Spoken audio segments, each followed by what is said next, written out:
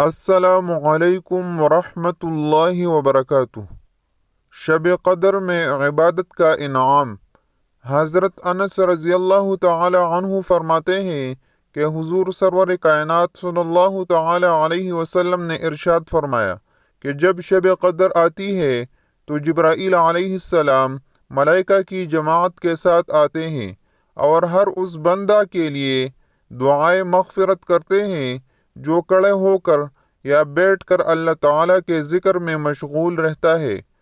پھر جب انہیں عید الفطر کا دن نصیب ہوتا ہے تو اللہ تعالیٰ اپنے ان بندوں پر اپنے فرشتوں کے سامنے اپنی خوشنودی کا اظہار کرتا ہے اور فرماتا ہے کہ اے میرے فرشتوں، اس مزدور کی اجرت کیا ہے جو اپنا کام پورا کر دے۔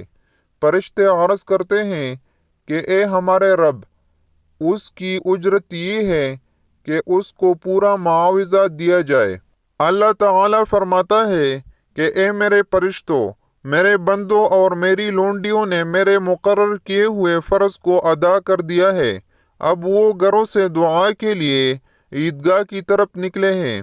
مجھے قسم ہے اپنی عزت کی، اپنے جلال، اپنی بخشش و رحمت، اپنی عظمت شان اور اپنی رفعت مکان کے، میں ان کی دعاؤں کو قبول کروں گا۔ پھر اللہ تعالیٰ فرماتا ہے، اے میرے بندو، اپنے گھروں کو لوٹ جاؤ، میں نے تم کو بخش دیا اور تمہاری برائیوں کو نیکیوں میں تبدیل کر دیا۔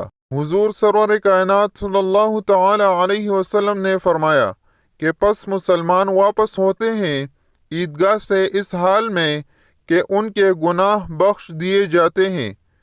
اس ویڈیو میں اتنا ہی۔ اللہ حافظ۔